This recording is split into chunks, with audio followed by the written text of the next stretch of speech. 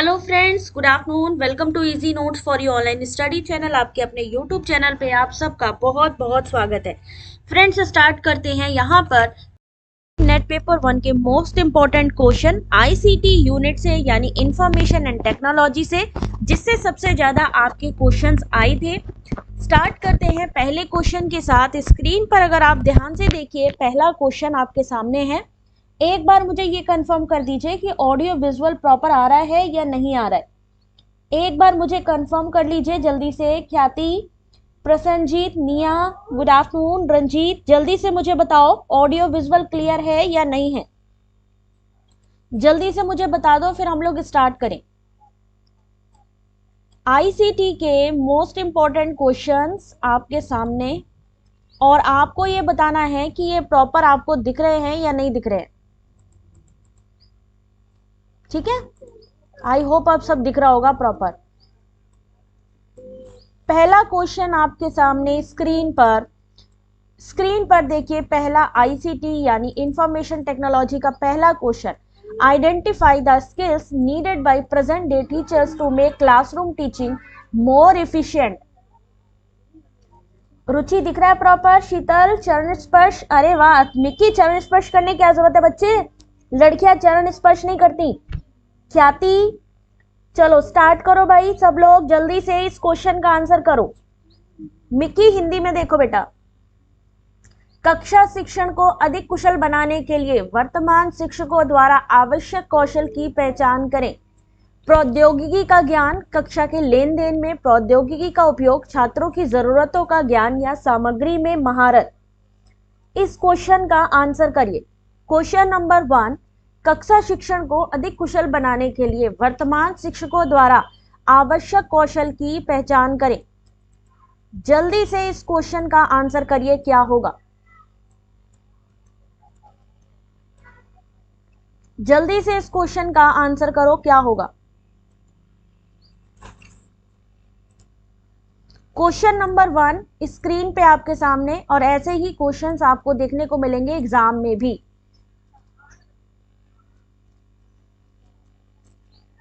और इसका जो सही आंसर है क्वेश्चन नंबर 1, जल्दी से इसका आंसर बताइए। इसका जो सही आंसर है वो होगा ऑप्शन नंबर 3। ऑप्शन नंबर 3 यानी कक्षा के लेन देन में प्रौद्योगिकी का उपयोग, छात्रों की जरूरतों का ज्ञान और सामग्री में महारत। इस क्वेश्चन का सही आंसर है option number 3, 2, 3 and 4। Use of technology in classroom transaction, knowledge of student need content mastery. तीनों ऑप्शन लास्ट के सही होंगे। इसको ध्यान से समझ लो कि ये क्वेश्चन में आपसे पूछा क्या गया था। आईसीटी में अगर हम बात करें, अगर हम आईसीटी को अपने टीचिंग से जोड़ दें तो क्या होगा। आईसीटी को अगर हम टीचिंग से जोड़ दें, जिस तरीके से इस समय यूट्यूब में क्लास चल रही है, हम पढ़ भी रहे हैं, लेकिन साथ साथ हमारी इंफॉर्मेशन कम्युनिकेशन टेक्नोलॉजी भी यूज हो रही है। टेक्नोलॉजी हम यूज कर रहे हैं, जैसे कि हम लोग नेटवर्क का यूज कर रहे हैं, जैसे कि हम इंटरनेट का यूज भी कर रहे हैं, साथ ही साथ हम यूट्यूब यानी सोशल मीडिया का भी यूज कर रहे हैं। तो टीचिंग के साथ हमारी क्या चीजें चल रही हैं, हमारा पूरा आईसीटी डिपार्टमेंट काम कर रहा है। राधा, गुड आफ्टरनून बेटा। चक्ष, देर में डिलीवर हो रहा है, कोई बात नहीं बेटा, ठीक है, आराम से क्वेश्चन को समझो। तो इस समय जैसा कि कल आपको बताया भी था कि टीचिंग में आईसीटी का इस समय स्कोप बहुत ज्यादा हो चुका है। ठीक है, किस लिए, डेवलपमेंट के लिए। अगर आप चाहते हो कि आगे बढ़ाना, तो उसके लिए आपको इंफॉर्मेशन एंड कम्युनिकेशन टेक्नोलॉजी को समझना होगा, नए वातावरण को क्रिएट करना होगा। कक्षा के लेन देन में प्रौद्योगिकी का उपयोग करना आज के वर्तमान शिक्षकों के लिए आवश्यक कौशल है। आज के टीचर्स के लिए जरूरी है कि उसको टेक्नोलॉजी का ज्ञान होना चाहिए, नॉलेज होनी चाहिए। कक्षा में प्रौद्योगिकी शिक्षकों को अधिक शिक्षार्थी केंद्रित सीखने का वातावरण बनाने में मदद करती है।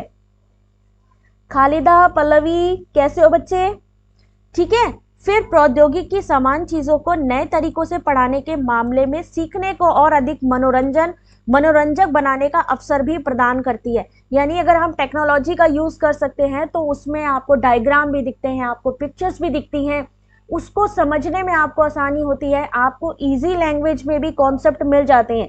तो ये सब किसकी वजह से हुआ? टेक्नोलॉजी की वजह से हुआ। वंदना, साधना, good afternoon.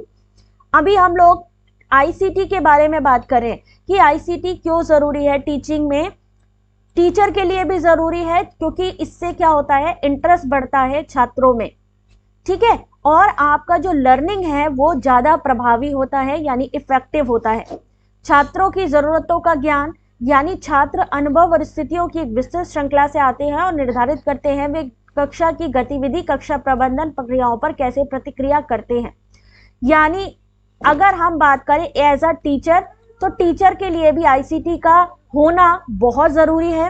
As a student हम बात करें तो स्टूडेंट के लिए भी बहुत अच्छा रहता है एक ऐसा प्लेटफॉर्म जहां पर वो एजुकेशन प्राप्त कर सके, चाहे आपका मूक का प्लेटफॉर्म हो, स्वयं का प्लेटफॉर्म हो, चाहे आपका सोशल मीडिया का प्लेटफॉर्म हो, हर जगह पे आपको हेल्प करता है टेक्नोलॉजी, ठीक है। सामग्री ज्ञान, जैसे कि अगर आपको ध्यान है कि इसमें क्या होता है, आईसीटी के द्वारा पहली बात तो कोई भी पीडीएफ आप कहीं पर भी सेव करके रख सकते हो, ठीक है।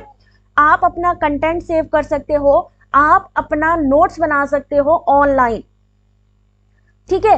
टीचिंग में भी टीचर भी क्या कर सकता है, अपना स्टडी मटेरियल तैयार कर सकता है, एज वेल एज जो स्टूडेंट है, जो लर्नर है, वो भी इसको कर सकता है। तो अल्टीमेटली चाहे आपका स्टडी मटेरियल हो, चाहे स्टूडेंट हो, चाहे टीचर हो, तीनों के लिए ये आज के टाइम में एक जरूरी कौशल यानी स्किल है। टेक्नोलॉजी का ज्ञान होना आज के लिए बहुत ही ज्यादा जरूरी है। गोल्डी, ठीक है, समझते चलो कि क्यों जरूरी है। तकनीकी का ज्ञान, शिक्षकों और छात्रों के बीच संबंधों को बढ़ाने की क्षमता, प्रभावी रूप से विषय क्षेत्रों में प्रौद्योगिकी को एकीकृत करना, प्रौद्योगिकी शिक्षण और सीखने को अधिक सार्थक और मजेदार बनाने में भी मदद करती है। एक शिक्षक के लिए यह आवश्यक नहीं है कि वे तकनीकी के बारे में सब कुछ जान ले, मतलब ये टेक्नोलॉजी एक ऐसी चीज है कि जिसमें आपको अप टू डेट होना पड़ता है। Day by day technology change होती रहती है, तो ऐसा जरूरी नहीं है कि हर किसी को प्रॉपर इस टेक्निकल चीजों का ज्ञान हो, इसलिए जरूरी है कि आपको अप टू डेट होना भी जरूरी है। तो क्वेश्चन नंबर 1 का सही आंसर क्या था? Option number 3। ये क्वेश्चन आपका बन सकता है यूजीसी नेट की बात करें या किसी भी कंपटीशन एग्जाम में जिसमें भी आईसीटी पूछा जाएगा उसमें ये क्वेश्चन आएगा। क्वेश्चन नंबर 2 को ध्यान से देखें जरा। एक मैचिंग दी गई है आईसीटी के इनिशिएटिव और उनके benefit for student and researchers. Answer करिए इस क्वेश्चन का। स्वयं प्रभा, ई पीजी पाठशाला, ई यंत्र। गुड आफ्टरनून निवेदिता, आंसर करो बेटा इसका। बहुत ही इंपॉर्टेंट है इसको मैचिंग को सॉल्व करना, क्योंकि इस बार ये मैचिंग आई भी थी आपके सामने।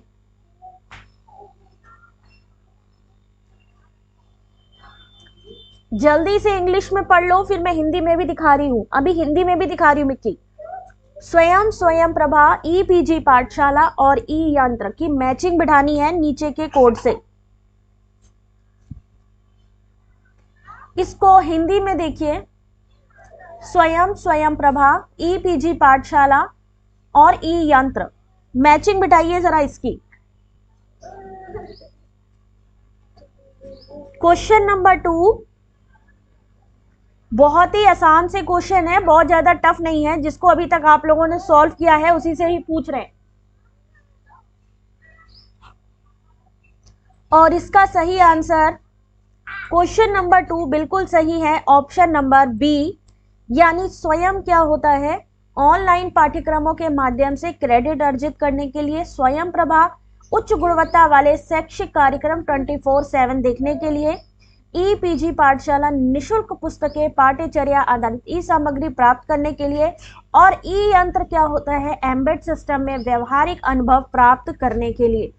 आपको अपने आईसीटी में डिजिटल इनिशिएटिव पे भी भरपूर ध्यान देना होगा, क्योंकि इससे भी आपके क्वेश्चंस बनते हैं। इस समय डिजिटल एजुकेशन पर सबसे ज्यादा जोर दिया जा रहा है। आपको पता होना चाहिए कि स्वयं क्या है, स्वयं प्रभा। स्वयं प्रभा में कितने चैनल्स होते हैं, जल्दी बताइए। स्वयं प्रभा के कितने चैनल हैं, कौन बताएगा मुझे? स्वयं प्रभा के चैनल, कितने चैनल ऑपरेट होते हैं स्वयं प्रभा में? कौन बताएगा मुझे? खालिदा बताएगी, रंजीत, गोल्डी, गीता, निया, मिक्की, साधना। 34, वेरी गुड। स्वयं प्रभा के कितने चैनल हैं? 34, वेरी गुड, वेरी गुड। ठीक है, ऐसी ही छोटी छोटी चीजों को ध्यान रखना है आपको। इसके बारे में थोड़ा और डिटेल हम लोग पढ़ते हैं अभी, ठीक है। क्वेश्चन के साथ साथ उसके एक्सप्लेनेशन भी पढ़ते जाएंगे। स्वयं, स्वयं ये क्या चीज होती है भाई?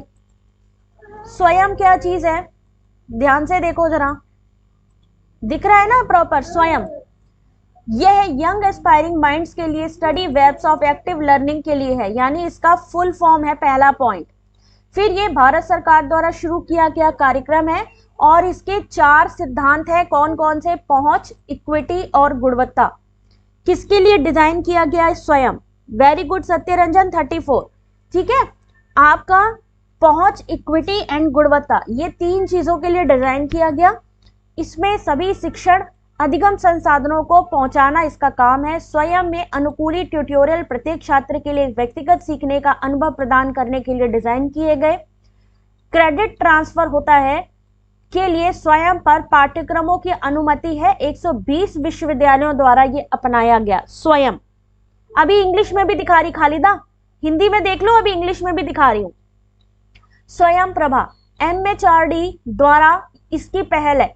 अगर हम कहें कि किसका इनिशिएटिव है, then it is initiative of MHRD। कितने चैनलों का समूह है? 34।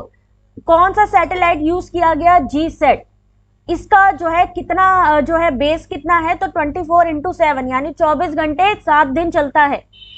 उसके बाद इसमें कितने घंटे पर नई सामग्री का प्रसारण होता है? 4 घंटे में। और दोहराया कितनी बार जाता है? 5 बार दोहराया जाता है। इसके सभी चैनल कहां से अपलिंक किए गए हैं? BISG गांधीनगर से। सामग्री कहां से मिलती है? NPTEL, IIT, UGC, CEC, IGNOU, NCERT और NIOS द्वारा प्रदान की जाती है। किसमें? स्वयं प्रभा में। Dinesh good evening. ठीक है, और इसका रख रखाव कहां पर होता है? इनफ्लिप नेट में। इनफ्लिप नेट का सेंटर कहां पे है? खालिदा अभी हिंदी इंग्लिश दोनों में दिखा रही बेटा, डोंट वरी, अभी हिंदी इंग्लिश दोनों में दिखा रही। EPG पाठशाला विश्वविद्यालय अनुदान आयोग द्वारा निष्पादित ICT यानी NMEICT के माध्यम से शिक्षा पर अपने राष्ट्रीय मिशन के तहत MHRD की एक पहल है।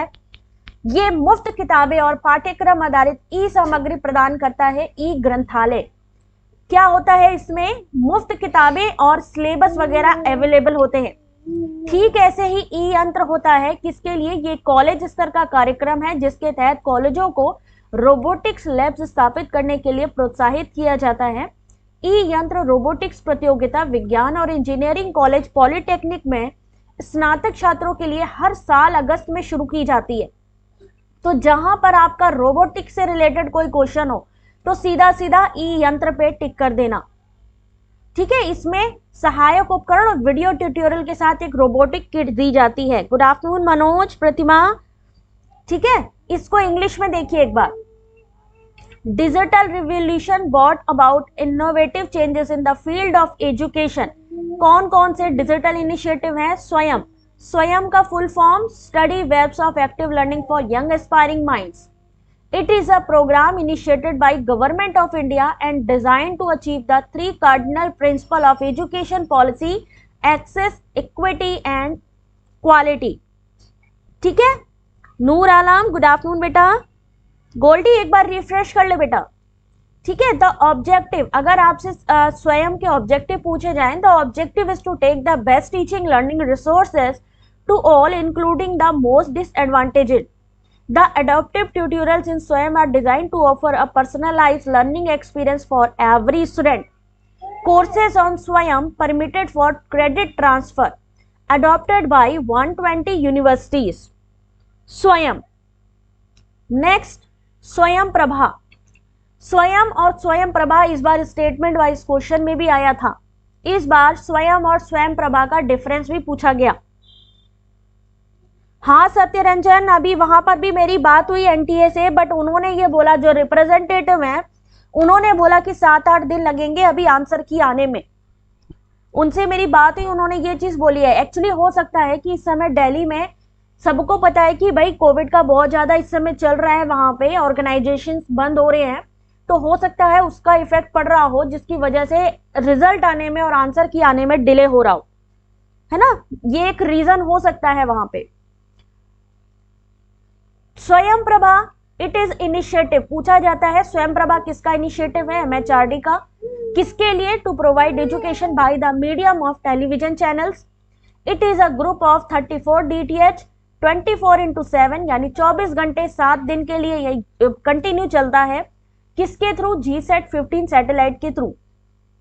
इसके सारे चैनल अपलिंक कहां से किए गए हैं? बिजाग गांधीनगर से। कंटेंट कहां से प्रोवाइड होते हैं? NPTEL, IIT, UGC, CEC, IGNOU, NCERT and NIOS।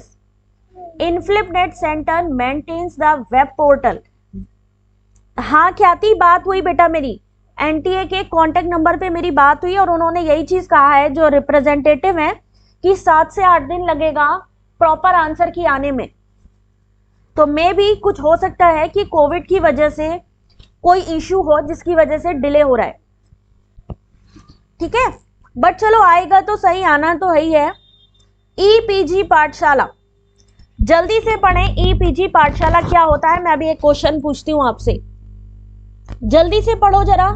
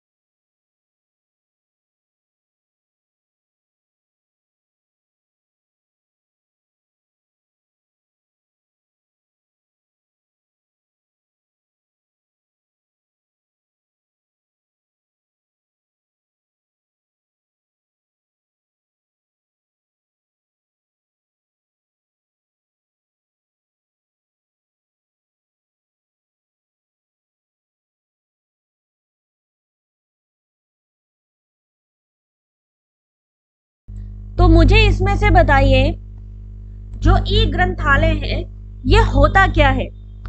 Radha Rani good afternoon. ध्यान से मुझे ये बताओ, ई ग्रंथालय होता क्या है? इसे और किस नाम से हम लोग जान सकते हैं? ई ग्रंथालय,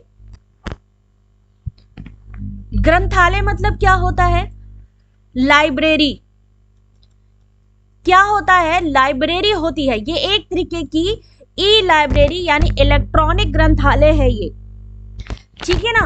और ये किसका इनिशिएटिव है? जल्दी से बताइए। EPG पाठशाला, ई ग्रंथालय, ई लाइब्रेरी, ये सब किसके नाम है? आपके ई ग्रंथालय के। EPG पाठशाला भी इसी को ही कहते हैं, ठीक है। ठीक है, यहां पर EPG पाठशाला, ई ग्रंथालय, ई लाइब्रेरी किसको बोलेंगे हम? ई ग्रंथालय को।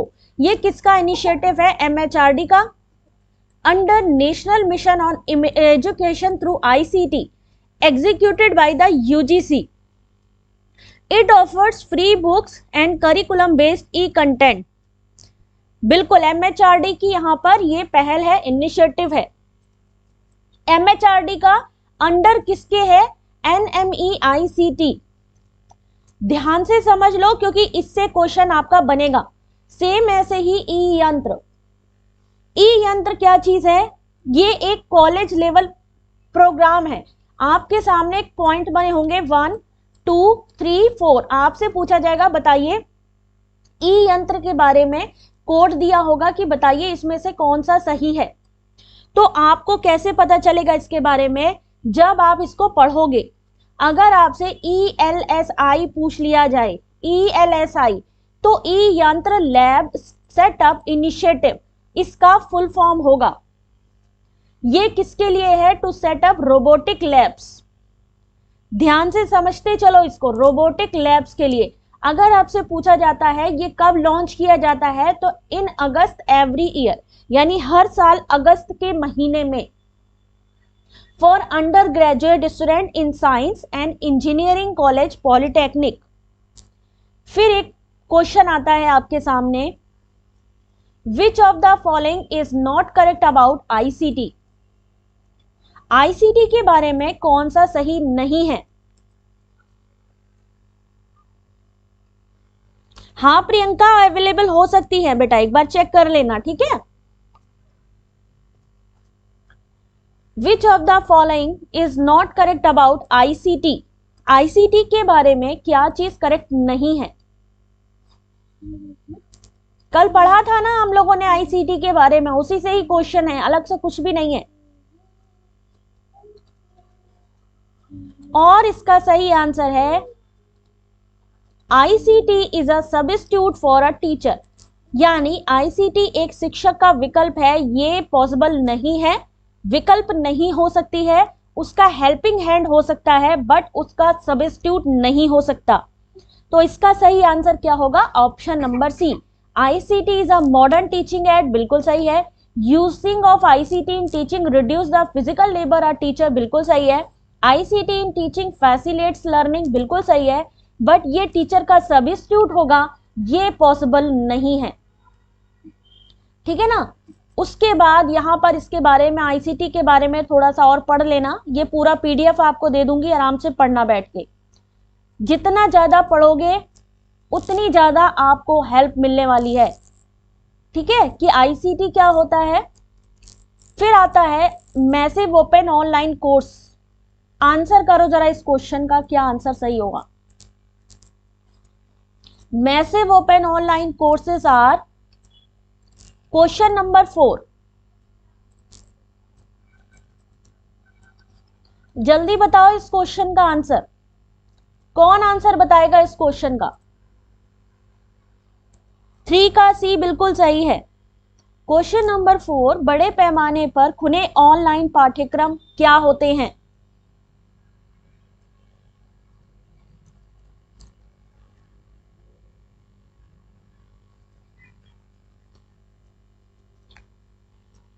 सत्यरंजन एक बार फिर से पढ़ो बेटा, खालिदा फिर से पढ़ो क्वेश्चन नंबर 4 को। Massive open online courses are, teacher directed होते हैं क्या मैसिव ओपन ऑनलाइन कोर्स? जो तुम लोगों ने ऑप्शन बी को टिक किया है, प्रसन्नजीत, बी को कैसे टिक किया बेटा? आपको पता है मैसिव ओपन ऑनलाइन कोर्स जहां पे है वहां टीचर सेंटर्ड तो बिल्कुल भी नहीं होगा। ये तो ऑप्शन आपका देखते ही आपको रॉन्ग कर देना चाहिए। Flexible and open form of self directed तो होना चाहिए। Offline learning design for mass participation, but ये तो ऑनलाइन कोर्स है, तो ये भी रॉन्ग हो गया। फिर टीचर डायरेक्टेड तो है ही नहीं है, यहाँ पे टीचर का तो यहाँ पर कोई रोल ज्यादा है ही नहीं है, तो ये भी रॉन्ग हो गया। तो यानी हमारा सही क्या हुआ? ये हो गया, क्योंकि पहली बात तो ऑनलाइन लर्निंग है, जो कि यहाँ पर लिखा भी है कि ऑनलाइन कोर्स है, लेकिन ये सेल्फ डायरेक्टेड है। ध्यान से देखो, सी कैसे होगा देवेंदु बेटा? शिक्षक निर्देशित तो होगा ही नहीं, यहां पर आपको टीचर गाइडेंस नहीं मिलती है। उसके बाद सेकंड चीज होती है कि यहां पर मान लीजिए सेल्फ डायरेक्टेड है, लेकिन यहां पर लिखा है ऑफलाइन, तो ऑफलाइन प्रोसीजर ये है ही नहीं, क्योंकि तो ऑनलाइन है।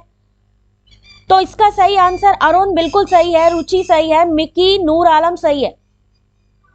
क्वेश्चन को हम लोगों को यहां पर देखना है कि हमारे की पॉइंट सही बैठ रहे हैं कि नहीं बैठ रहे, ठीक है। मैसिव ओपन ऑनलाइन कोर्सेस, इसके बारे में आप सबने पढ़ा भी हुआ है। MOOC यानी मैसिव ओपन ऑनलाइन कोर्स, इसका फुल फॉर्म भी इस बार पूछा गया। पहुंच वैश्विक स्वनिर्देशित, इसकी जो विशेषताएं हैं वो क्या क्या हैं? सबसे पहले पहुंच बनाना सब तक, वैश्विक स्वनिर्देशित यानी सेल्फ डायरेक्टेड, मुफ्त यानी फ्री में वीडियो आधारित निर्देशात्मक सामग्री वीडियो समस्या सेट। लेकिन यहाँ पर कहीं पर भी टीचर बेस्ड नहीं लिखा गया है, यहाँ पर कहीं पर भी ये नहीं लिखा गया कि ये टीचर के द्वारा इंस्ट्रक्टिव है। फिर ये खुला सहभागी वितरित और आजीवन मिलता है, यानी इसका कोई लाइफ टाइम कोई लिमिटेशन नहीं है कि किस एज वालों के लिए है। उसके बाद MHRD भारत सरकार ने स्वयं नामक एक मूक प्लेटफॉर्म शुरू किया। किसके थ्रू? मूक के थ्रू। उसके बाद ये क्या करता है, एक क्वेश्चन आया था कि MOOC यानी मूक क्या करता है, तो ये दूरस्थ क्षेत्रों में स्थित या पारंपरिक कक्षाओं तक पहुंचने में असमर्थ छात्रों के लिए शिक्षा को सुलभ बनाने के लिए ICT का उपयोग करता है। क्वेश्चन क्या इस बार आया था कि ये केवल जो है दूरस्थ क्षेत्रों के लिए है या ये केवल गांव के लिए है, ये रूरल डेवलपमेंट के लिए है, तो वहां पर वो आंसर गलत था। ठीक है, ये एक्चुअल में किसके लिए है? दूरस्थ क्षेत्रों में स्थित या पारंपरिक कक्षाओं तक पहुंचने में जो बच्चे असमर्थ हैं, ठीक है, नहीं क्लासेस अटेंड कर सकते हैं, वो इसको करेंगे। यहाँ पर मैसिव, जिसको कि हम विशाल कहते हैं, उसका अर्थ है पाठ्यक्रम में नामांकन करने वाले शिक्षार्थियों की संख्या की कोई सीमा नहीं है। मैसिव यानी कोई लिमिट ही नहीं है। उसके बाद ओपन, यानी कि इस शब्द का अर्थ है कि शिक्षार्थी के लिए इस पाठ्यक्रम में नामांकन के लिए कोई अनिवार्य आवश्यकता नहीं है। Massive open online, online course यानी पूरी तरीके से यह ऑनलाइन है और इंटरनेट के माध्यम से वितरित किया जाता है। इसके जो मूल सिद्धांत है वो है 3A, यानी कभी भी कोई भी कहीं भी इसका फायदा उठा सकता है, यानी एजुकेशन को ले सकता है। हमें ये पॉइंट्स पता होने चाहिए, क्योंकि अब आपसे ये नहीं पूछा जाएगा कि मैसिव ओपन ऑनलाइन का सीधा सीधा मूक का आपसे कोई पूछ ले कि फुल फॉर्म बताइए, अब उसको घुमा के आपसे पूछा जाएगा। तो यहाँ पर क्या हो जाएगा? स्वनिर्देशित ऑनलाइन सीखने का लचीला और खुला रूप, जिसे कि जन भागीदारी के लिए डिजाइन किया गया। स्मॉल का क्या? इसमें स्मॉल एस लगता ही नहीं है बेटा, मूक हो गया। मूक है बेटा, मूक है, ये एक्चुअली में मूक है। ये देखिए यहाँ पे एस का कोई मतलब नहीं है, इसमें एस का कोई मतलब नहीं है, सिर्फ मतलब है एम का, ओ का और सी का। नामांकन क्या होता है? इनरोलमेंट। नामांकन मींस इनरोलमेंट, ठीक है, यानी कि इसमें कोई भी इनरोलमेंट करा सकता है, उसकी कोई लिमिट नहीं है, कोई ऐसा खास क्राइटेरिया नहीं मांगा गया। यहां पर देखिए मैसिव ओपन ऑनलाइन कोर्स, इसमें एस कहीं पर भी नहीं है, इसमें एस कहीं पर भी नहीं लिखा है मिकी। वो मूक्स को वैसे कर सकते हैं, ठीक है, वर्ब का फॉर्म लगा दिया तो एस हो गया, बट एक्चुअल में ये जो है वो मूक है। Massive open online courses are one of the most prominent trends in higher education in recent area. MOOC represent क्या करता है? Open access, global, self-directed, free, video-based instructional content videos, problem set and forums released through an online platform to high volume participants. ठीक है, MOOC क्या चीज है? Massive open online course provide a new way of learning which is open, participatory, distributed and lifelong. ये इसकी विशेषताएं हैं, याद रखिएगा, इसका कैरेक्टराइज ये हो जाएगा। किसके थ्रू होता है? स्वयं के थ्रू।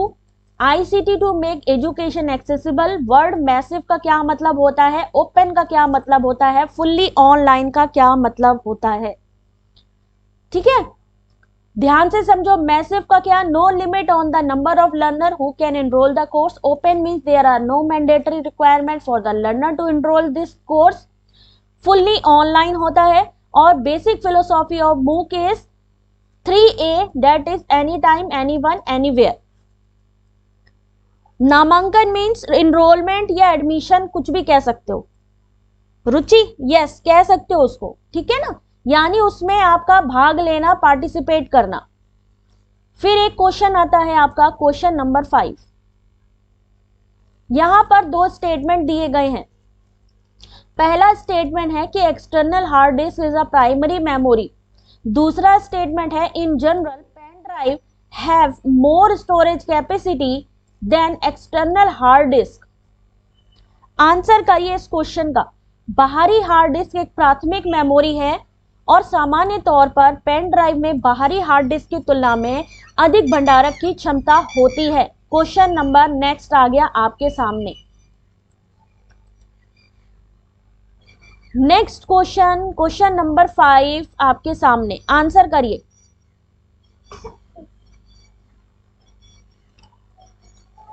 बहुत ही आसान सा सवाल है, अगर आप ध्यान से इसका आंसर करोगे तो सब समझ में आएगा। प्राइमरी मेमोरी कौन सी होती है बेटा, जल्दी बताओ। प्राइमरी मेमोरी का क्या मतलब हुआ? बिल्कुल सही है यहां पर option number B, both statements are false. यानी पहली बात तो हमारी प्राइमरी मेमोरी कौन सी होती है? Internal hard disk. उसके बाद in general pen drive, pen drive में क्या ज्यादा कैपेसिटी स्टोरेज की होती है? नहीं होती है। तो ये दोनों ही ऑप्शन गलत हैं, ये दोनों ही गलत हैं, ठीक है ना। यानी बोथ आर फॉल्स। ये चीजें अगर आपको पता होंगी तो आराम से सॉल्व कर लोगे। आपको पता होगा इंटरनल क्या है, एक्सटर्नल क्या है, और पेन ड्राइव में कितनी मेमोरी की क्षमता होती है। ज्योति बिल्कुल सही। प्राथमिक मेमोरी क्या होती है? कंप्यूटर की वह मेमोरी जो सीधे सीपीयू के द्वारा एक्सेस की जाती है। कंप्यूटर की आंतरिक यानी इंटरनल हार्ड ड्राइव को अक्सर प्राथमिक स्टोरेज कहा जाता है। कहा था ना इंटरनल। मिक्की क्या समझ में नहीं आया? यही तो क्वेश्चन को घुमाया जाता है। इंटरनल, इंटरनल जहां पर आपकी इंटरनल हार्ड डिस्क को ही क्या कहा जाता है? जो ऑलरेडी सीपीयू में इनबिल्ड होती है उसे कहा जाता है इंटरनल हार्ड ड्राइव, ठीक है, जो कि हमें कहते हैं प्राइमरी स्टोरेज। और जिस स्टोरेज को हम सीपीयू से बाद में हम लोग एक्स्ट्रा उसमें लगवाते हैं वो होती है सेकेंडरी स्टोरेज। यानी जो पहले ही हमारे सीपीयू में लगी आती है वो होती है इंटरनल। कंप्यूटर में मेमोरी होती है कि नहीं होती? इनबिल्ट होती है ना, तो वो हमारी प्राथमिक होती है। उसमें क्या आता है? रैम यानी रैंडम एक्सेस मेमोरी। ये क्या होती है? हमारी प्राथमिक स्थायी मेमोरी होती है। रैम जिसे आमतौर पर मेमोरी कहा जाता है, प्राथमिक भंडारण माना जाता है और ये डेटा का संग्रहण करके कंप्यूटर के सीपीयू के द्वारा सीधे पहुंच योग्य बनाता है। शिबा क्या समझ में नहीं आया? क्वेश्चन में सीधा एक पॉइंट था, कि बाहरी हार्ड डिस्क, एक्सटर्नल, दो तरीके की हार्ड डिस्क होती है। एक होती है इंटरनल और एक होती है एक्सटर्नल। एक्सटर्नल का मतलब ही है कि बेटा बाहरी। ये जो इंटरनल होती है ये ऑलरेडी सीपीयू में इनबिल्ड होती है। जब हमें मान लीजिए इस हार्ड डिस्क का हमने पूरा यूज कर लिया, फिर हमें लगता है कि हमें और स्टोरेज करनी चाहिए, देन हम लोग एक्सटर्नल लगाते हैं। एक्सटर्नल में क्या आती है? आपकी पेन ड्राइव आती है। पेन ड्राइव आती है कि नहीं आती है आपके? ठीक है, पेन ड्राइव हमारी किस में आती है? एक्सटर्नल में आती है। उसके अलावा एक्सटर्नल में कौन कौन सी आती है बताओ जरा मुझे। जब हमें यह पता होगा इंटरनल में क्या आती है, जो हमारे ऑलरेडी सीपीयू में इनबिल्ड होती है, और उसमें हमारा क्या आता है? रैम। कौन सी आती है? एक्सटर्नल, इंटरनल दोनों का पता होना चाहिए, नहीं तो गड़बड़ कर दोगे भाई। ध्यान से देखो, अभी हम बता रहे हैं। उसके अलावा यहां पर हमने बताया आपको कि रैम जो है प्राथमिक भंडारण मेमोरी माना जाता है। बाहरी हार्ड ड्राइव में फ्लैश ड्राइव की तुलना में बड़ी क्षमता होती है, भंडारण मीडिया में निहित होता है। इसका कारण क्या है? उसके अलावा फ्लैश ड्राइव केवल फ्लैश मेमोरी को अपने स्टोरेज माध्यम के रूप में उपयोग करता है। बाहरी हार्ड ड्राइव में अधिक विकल्प होते हैं। पेन ड्राइव एक प्रकार की फ्लैश ड्राइव है। पेन ड्राइव को बिना यूएसबी कार्ड के सीधे यूएसबी पोर्ट में डाला जा सकता है। फ्लॉपी डिस्क और सीडी की तुलना में पेन ड्राइव में तेज, छोटी, अधिक टिकाऊ, अधिक क्षमता होती है। बाहरी हार्ड डिस्क यानी हार्ड ड्राइव फ्लैश ड्राइव की भंडारण क्षमता से बेहतर है। तो यहां पर 2 पॉइंट समझ में आ रही है? 2 पॉइंट समझना है। अगर आपसे पूछा जाए कि पेन ड्राइव एक फ्लैश ड्राइव है, दैट्स यस, कि हाँ, जो हमारा जो बाहरी हार्ड ड्राइव है वो पेन ड्राइव है और वो एक फ्लैश ड्राइव है। और अगर हमसे पूछा जाए कि क्या वो फ्लॉपी डिस्क और सीडी की तुलना में तेज होती है या ज्यादा भंडारण कर सकती है या स्टोरेज कर सकती है, तो हाँ, अगर हम सीडी या फ्लॉपी डिस्क की बात करें तो पेन ड्राइव में हम ज्यादा चीजें सेव कर सकते हैं। ठीक है ना। अब मान लीजिए मान लीजिए मेरे पास एक कंप्यूटर है, उसमें एक मेमोरी है, लेकिन अगर हम चाहते हैं कि हमें कोई चीज हमें उसमें लानी है या उसमें से सेव करनी है, तो हम एक एक्सटर्नल मेमोरी का यूज करेंगे। वो हमारा हो सकता है पेन ड्राइव हो या हमारा सीडी ड्राइव हो, ठीक है, या हमारा फ्लॉपी डिस्क हो। ये सब किस में आता है, हमारा बाहरी, यानी बाहर से एक्स्ट्रा हम उसको लगाते हैं। आ गया सबको समझ में, एक्स्ट्रा लगाया। मान लीजिए हमें कोई चीज, कोई डाटा है हमारे पास, या कोई मान लीजिए पीडीएफ है, हमें किसी दूसरी चीज में उसको देना है, दूसरे कंप्यूटर में लगाना है, तो ऐसा तो नहीं है कि आप अपने सीपीयू से उस हार्ड डिस्क को निकाल लोगे, उसको नहीं निकालोगे, लेकिन हम एक्स्ट्रा हम लोग मेमोरी को यूज कर सकते हैं। जैसे कि पेन ड्राइव, मान लीजिए हमने पेन ड्राइव में उसकी कॉपी रख ली और हम उसको दूसरे में कन्वर्ट कर सकते हैं, तो वो हो गई हमारी बाहरी मेमोरी। लेकिन वहां पर भी हमें देखना है कि एक क्वेश्चन, कि जैसे कि बाहरी यानी एक्सटर्नल मेमोरी में भी कौन सी ऐसी होती है जिसमें कि स्टोरेज की ज्यादा क्षमता होती है। ठीक है, बात समझ में आई। प्रणाम बेटा, फायर आइज गेमिंग, मेमोरी से क्वेश्चन आया था ना। तो ये वही चीजें हैं, हमें ये पता होना चाहिए भाई एक्सटर्नल क्या है और एक्सटर्नल और इंटरनल। अब एक्सटर्नल क्या होती है, सेकेंडरी मेमोरी, पेन ड्राइव में बाहरी हार्ड डिस्क की तुलना में कम स्टोरेज क्षमता होती है। ठीक है, primary memory, internal hard drive, disk drive, external hard drive, ये सब चीजें आपको कौन बताएगा, ये पूरा पीडीएफ एक बार इसको पढ़ लेना सब लोग। क्वेश्चन नंबर 6, इसी में सब लोग जनरली गलती कर जाते हैं क्योंकि वो क्वेश्चन को समझ ही नहीं पाते। क्वेश्चन नंबर 6 का आंसर कौन करेगा? हाँ, एसएसडी का फुल फॉर्म भी आया था बेटा, एसएसडी का भी फुल फॉर्म आया था। ठीक है, तो आपको पता होना चाहिए। अभी हम लोग आईसीटी में ये सब चीजें पढ़ेंगे कि इंटरनल क्या है, एक्सटर्नल क्या है, इंटरनल में क्या क्या चीजें आती हैं, एक्सटर्नल में क्या क्या चीजें आती हैं, और मेमोरी वाइज उनकी कैपेसिटी कितनी है।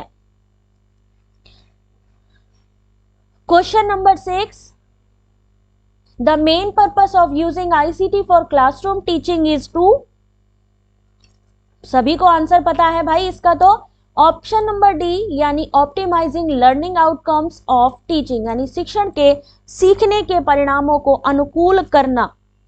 सभी को इसका आंसर पता है।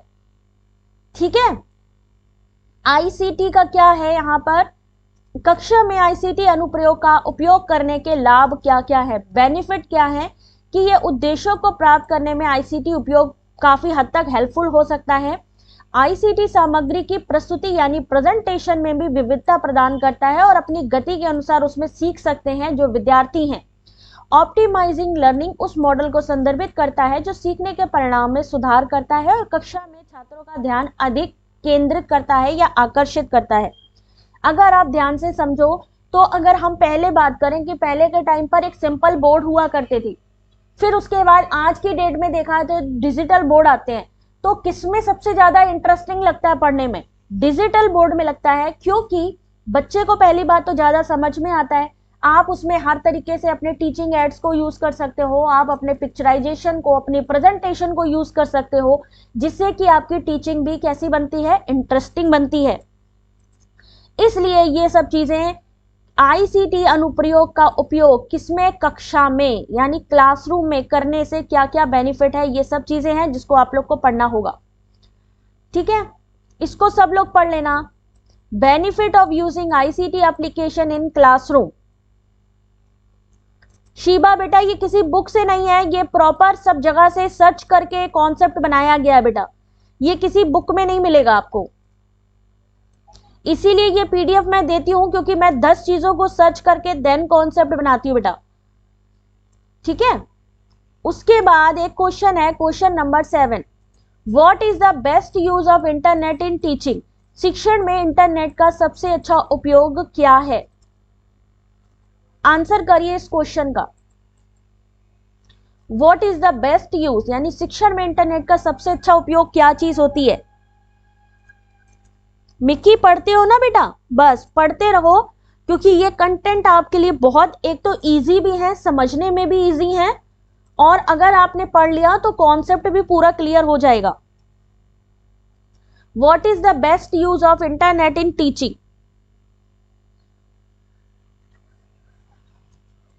क्या होगा इसका सही आंसर, जल्दी से बताइए।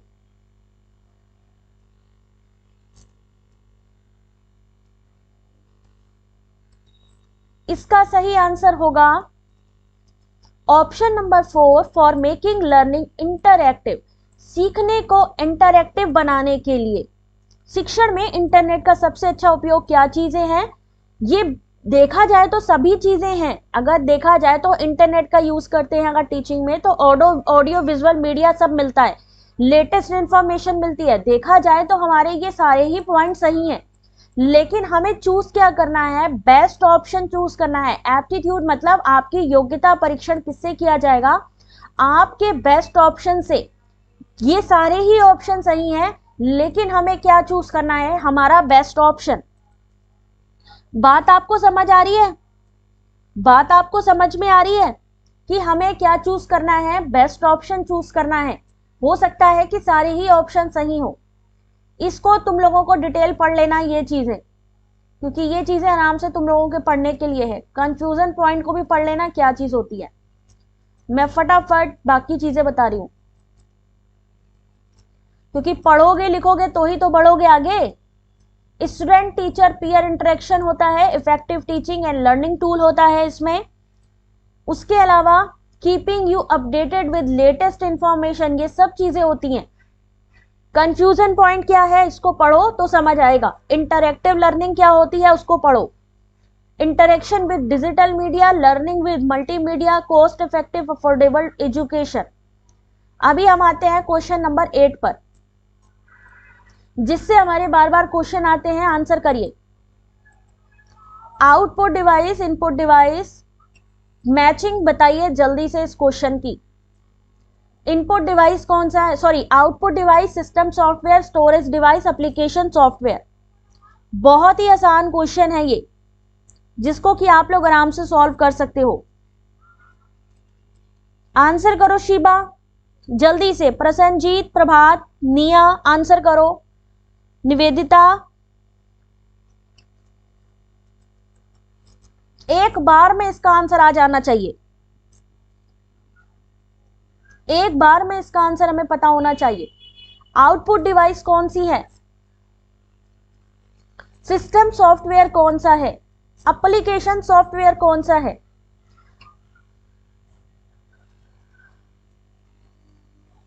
सही आंसर है option number 3, output device. Printer से क्या करते हो आप? प्रिंट निकलवाते हो कि नहीं? मान लीजिए आपका यूजीसी नेट का सर्टिफिकेट आ गया, अगर आपको उसका प्रिंट आउट निकलवाना है तो कहां जाओगे? निकलवाते हो ना, कंप्यूटर के सिस्टम में तो नहीं डालते हो आप, है ना। अगर हम स्कैनर की बात करते तो स्कैन क्या होता हमारा? अगर हम स्कैनर की बात करते कि कोई डॉक्यूमेंट आप गए, आपने स्कैन किया, वो हमारे सिस्टम पे जाएगा, तो ये हो जाएगा हमारा इनपुट। लेकिन जब हम बात करते हैं किसी प्रिंट आउट लेने की, तो प्रिंटर किस में आता है? आउटपुट डिवाइस में।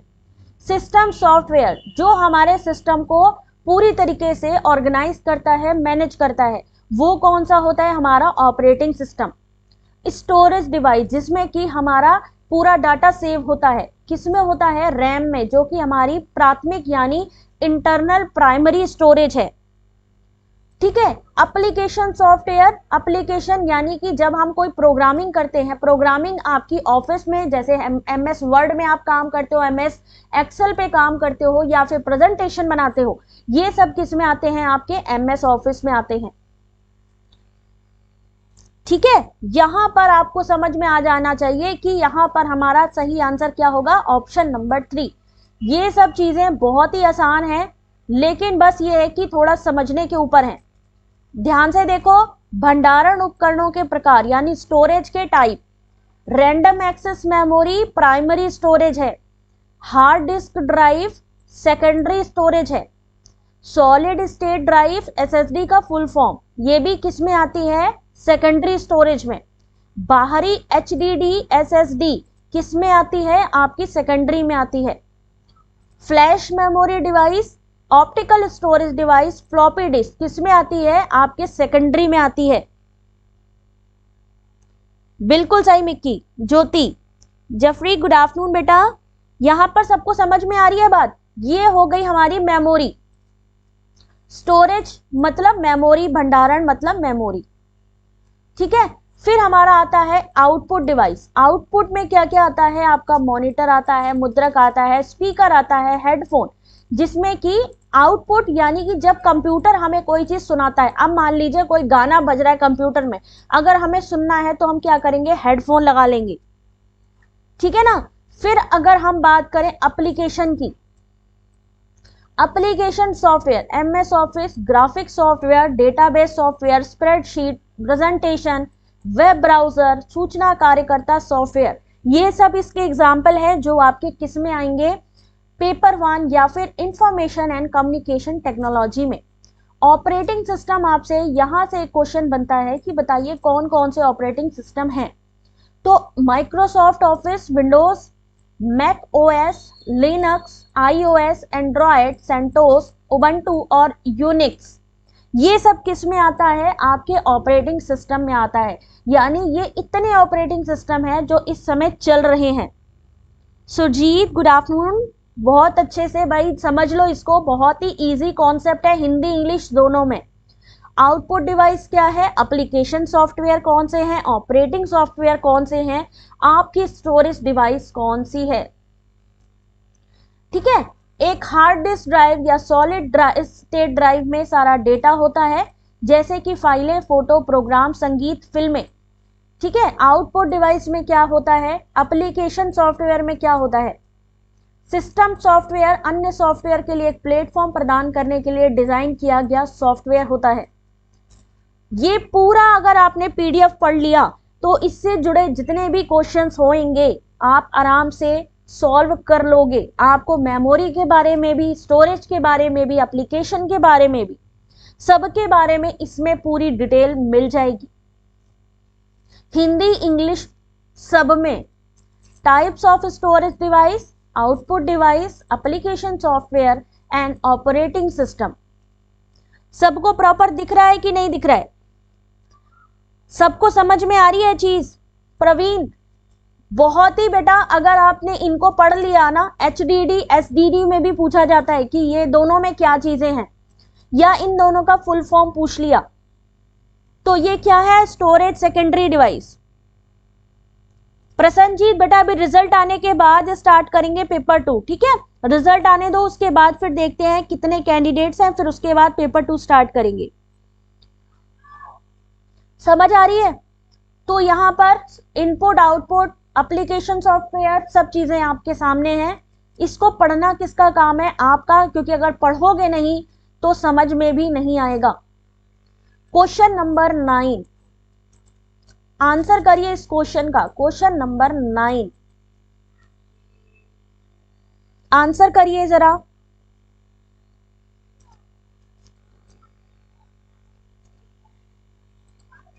Explain the purpose of the task come under which stage of productive computer session, यानी कार्य के उद्देश्य की व्याख्या करें, उत्पादक कंप्यूटर सत्र के किस चरण के अंतर्गत आता है? Question number 9। हाँ मिक्की, हिंदी का भी शुरू करेंगे जैसे जैसे, अभी थोड़ा रिजल्ट आने दो, फिर मैं देख लूं कि कितने कितने कैंडिडेट किस अपने पेपर 2 में हैं, फिर उसके अकॉर्डिंग पूरा ऑर्गेनाइज करेंगे, ठीक है ना। तो थोड़ा वेट करो जरा रिजल्ट आने का, रिजल्ट के बाद प्रॉपर हम शेड्यूल करेंगे। क्वेश्चन नंबर 9, कार्य के उद्देश्य की व्याख्या करें, उत्पादक कंप्यूटर सत्र के किस चरण के अंतर्गत आता है? कौन क्वेश्चन नंबर 9 का आंसर करेगा?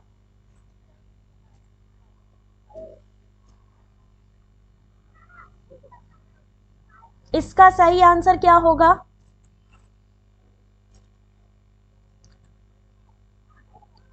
ऑप्शन नंबर 2 होगा इसका सही आंसर, यानी स्टेज 1। इसका सही आंसर होगा ऑप्शन नंबर 2। किस किसने सही आंसर किया है? मिक्की ने सही किया, शीतल ने किया, गोल्डी ने सही आंसर किया है, निया, मिक्की, प्रतिमा, नूर आलम, प्रभात, चक्ष, वेरी गुड बेटा। तो क्या होगा, पहला ही चरण जहां पर आपके, जब सबसे पहले क्या चीज होती है, आपके ऑब्जेक्टिव होते हैं, तो यहां पर ऑब्जेक्टिव किस में आएगा, आपकी फर्स्ट स्टेज में आएगा।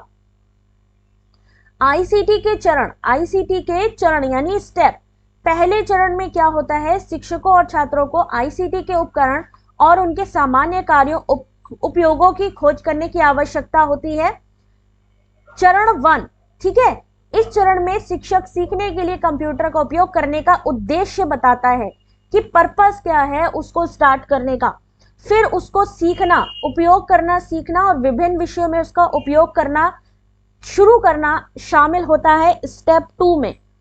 स्टेप 3 में क्या होता है, किसी उद्देश्य को प्राप्त करने के लिए आईसीटी उपकरणों का उपयोग कैसे और कब करना है, इसकी समझ पैदा करना। चौथा चरण कब होता है, जब आईसीटी के उपयोग के माध्यम से सीखने की स्थिति बदल जाती है। ठीक है, तो ये 4 चरण हैं आपके आईसीटी के। इसके डिटेल के लिए आपको ये पीडीएफ पढ़नी होगी, जो कि मैं आपको टेलीग्राम पर दूंगी, आराम से एक बार इसको पढ़ लेना, ठीक है, क्योंकि डिटेल में जितना समझोगे उतना अच्छा, कि फर्स्ट स्टेप में क्या होता है, सेकंड स्टेप में क्या होता है, third stage and fourth stage, stages of ICT. हालांकि ये हम लोग क्लास में भी पढ़ेंगे, तो टेंशन मत लेना, जो चीज नहीं समझ में आएगी तो वो बताएंगे। नेक्स्ट क्वेश्चन आपके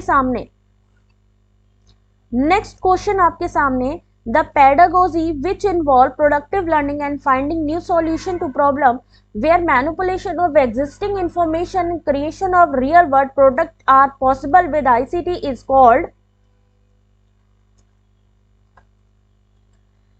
अध्यापन जिसमें कि उत्पादक शिक्षा और समस्याओं के नए समाधान खोजना शामिल है, जहां मौजूदा जानकारी में हेरफेर और वास्तविक दुनिया के उत्पादों का निर्माण आईसीटी के साथ संभव है, क्या कहा जाता है।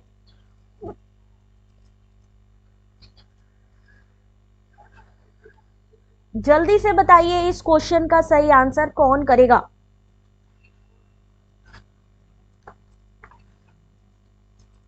इस क्वेश्चन का सही आंसर, क्वेश्चन नंबर 10 और 10 का सही आंसर है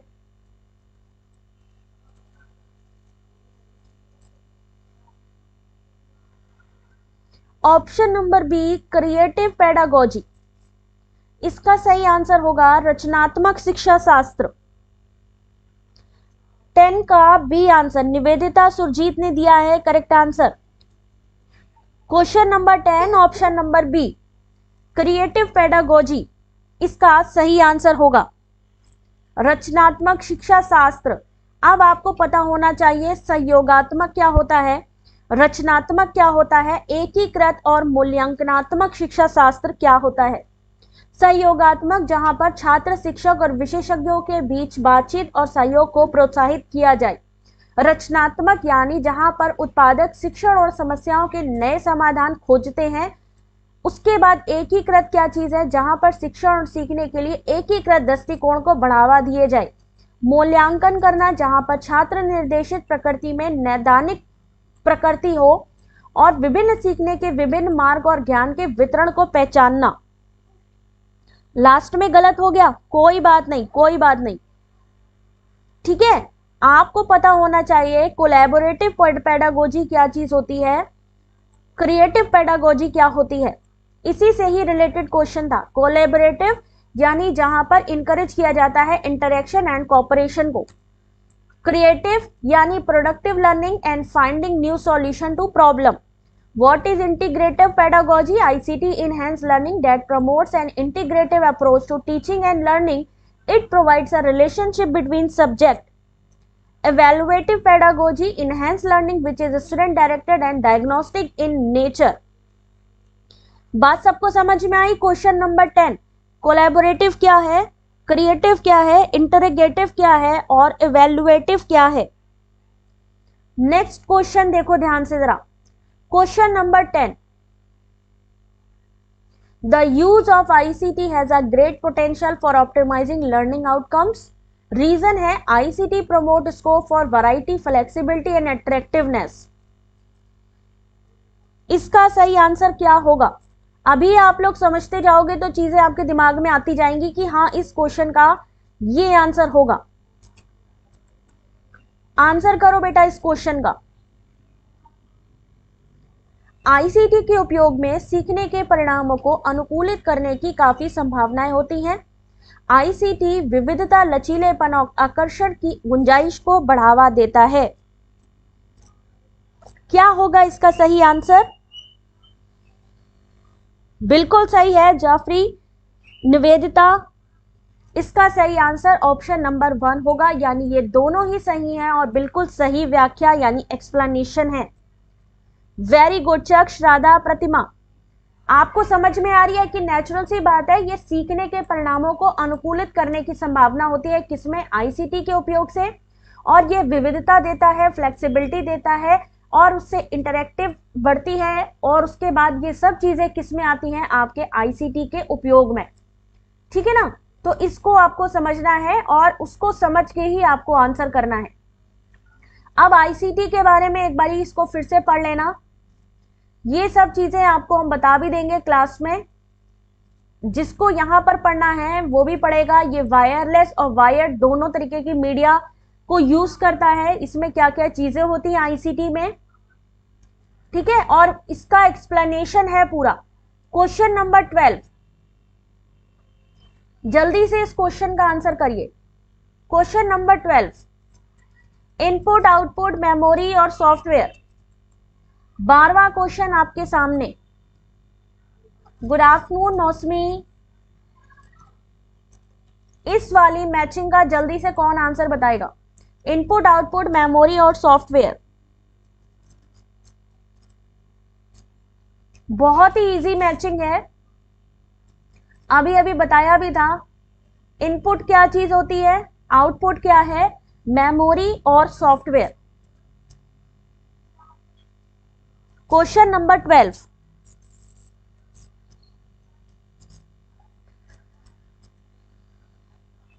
क्वेश्चन नंबर 12,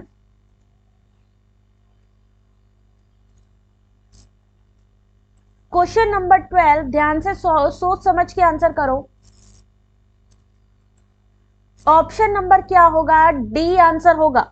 जल्दबाजी में कुछ महान लोग यहां गलत हो गए हैं। कुछ लोग जल्दबाजी में गलत हो गए हैं भाई, जल्दबाजी मत करो। इनपुट क्या है? माउस। आउटपुट क्या है? मॉनिटर।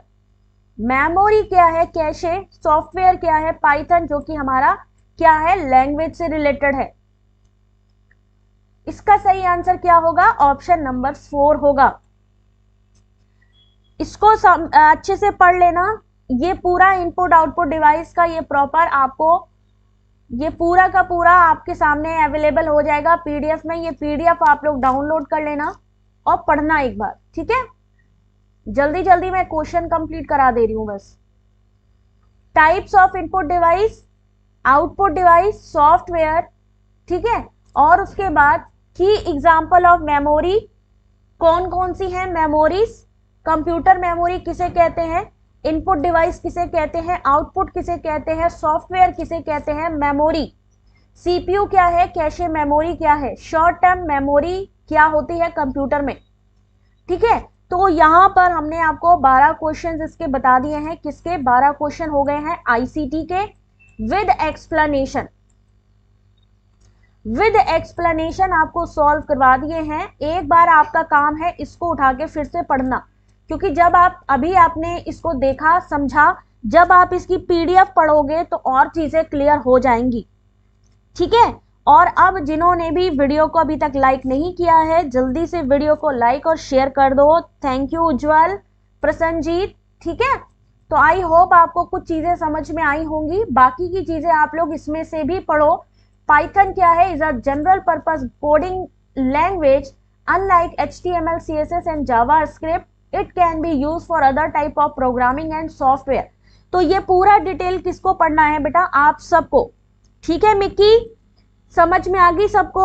ये पीडीएफ आप लोग कलेक्ट कर लो और प्लीज अपने जितने भी ग्रुप हैं उनमें शेयर कर दो, लाइक शेयर करो इस यूट्यूब की चैनल की लिंक, टेलीग्राम की लिंक, ठीक है। हाँ, सेट का भी सेम सिलेबस होता है, ठीक है। चलो अब मिलते हैं आपसे नेक्स्ट क्लास में, जो होगी रात को 9 बजे। तब तक सब लोग अपना ध्यान रखें और इस पीडीएफ को पढ़ लें, लाइक शेयर करो, सब्सक्राइब कर लो। Thank you very much, god bless you.